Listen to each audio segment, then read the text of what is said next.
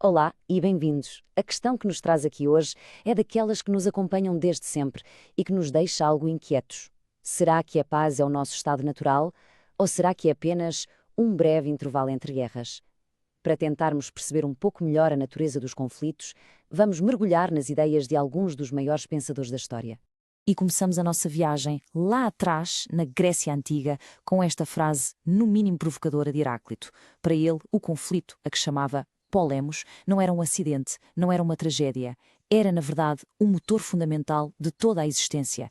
Era a força que cria, que define, que dá forma a tudo o que nós conhecemos. A harmonia, para Heráclito, não vinha da ausência de conflito, muito pelo contrário. Vinha da própria tensão. Pensem, por exemplo, na corda de um arco ou de uma lira. É precisamente o puxar constante, a tensão entre os opostos, que cria a força ou a música. Um mundo em paz absoluta, sem qualquer tensão, seria um mundo parado, inerte. Um mundo que, para ele, simplesmente não podia existir. A própria justiça, na sua visão, era uma forma de conflito. E isto leva-nos a uma pergunta fundamental. Será que a guerra é uma espécie de lei cósmica universal? Ou será que há algo que nasce aqui dentro de nós? Para explorar este lado mais humano da questão, vamos ter de avançar um pouco no tempo. E aqui damos de caras com a visão, bastante sombria de Thomas Hobbes. Ele imaginou o que chamou de estado de natureza, uma condição humana sem leis, sem governo, sem sociedade. E atenção, não se trata de uma batalha constante, com toda a gente a lutar a toda a hora. É mais uma disposição para lutar. Um estado de medo permanente, onde a vida seria, nas palavras dele, solitária, pobre, sórdida, embrutecida e curta. Então, o que é que acende este restilho? Hobbes identifica três grandes motores. Primeiro, a competição. Atacamos para ter ganhos, para ter mais do que os outros.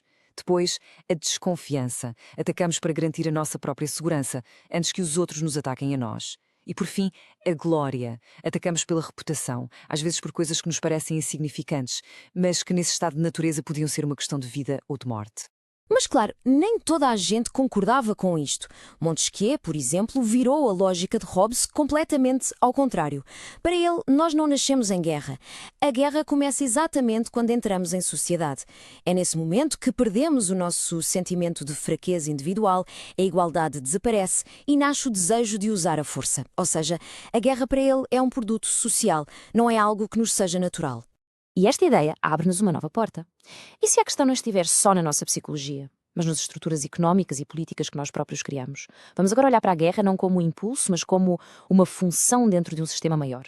Karl Marx, por exemplo, olhou para a história e reparou numa coisa fascinante. Ele notou que muitas das ferramentas que hoje associamos ao capitalismo, como o trabalho assalariado em massa ou a maquinaria complexa, na verdade foram desenvolvidas e aperfeiçoadas primeiro dentro dos exércitos. A guerra, vista assim, funciona quase como um laboratório sombrio para o progresso económico. Mas esta visão sistémica vai ainda mais fundo. A guerra não só acelera a economia, ela pode ser usada como uma poderosa mistificação. O que é isto? É uma forma de os governos unirem a nação contra um inimigo lá fora, desviando as atenções das tensões e dos conflitos de classe que existem cá dentro. Como se costuma dizer, a guerra nacional serve para adiar a guerra social. Parece um paradoxo, não parece? Mas e se o horror da guerra contivesse dentro de si a semente da sua própria superação? Esta é a ideia surpreendente e até otimista de Immanuel Kant. Ele oferece-nos um vislumbre de esperança. Kant via a natureza quase como uma grande artista que tem um plano. E nesse plano, a guerra, por mais terrível que seja, serve um propósito. Ela força os seres humanos a espalharem-se pelo planeta, a povoar até as regiões mais difíceis e, inevitavelmente, a interagir uns com os outros. E como é que isto funciona? Kant imaginou um processo em três fases. Primeiro, a guerra torna-se tão destrutiva e financeiramente ruinosa que a sua continuação se torna simplesmente irracional. O fardo das dívidas dos exércitos permanentes leva as nações à exaustão.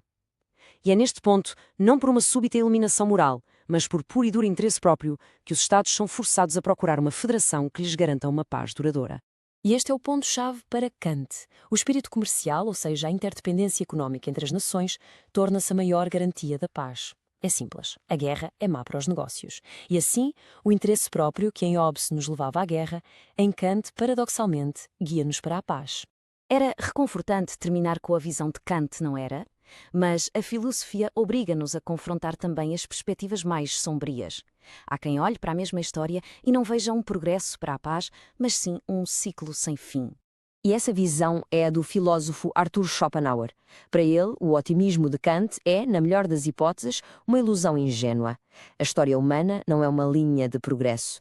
É um registro brutal de conflitos, de massacres, de revoltas. A paz, na sua visão profundamente pessimista, nunca é o estado natural. É apenas um breve intervalo, um momento para recuperar o fôlego antes do próximo ato da tragédia humana. E assim, este debate deixa-nos numa encruzilhada. Estamos a seguir o caminho difícil, mas esperançoso de Kant, em que a própria catástrofe nos esforça a evoluir para a paz? Ou será que Schopenhauer tem razão e estamos apenas a andar às voltas num ciclo de violência onde a paz é só uma exceção temporária? A resposta ao que parece continua a ser escrita, não nos livros de filosofia, mas no próprio campo de batalha da história.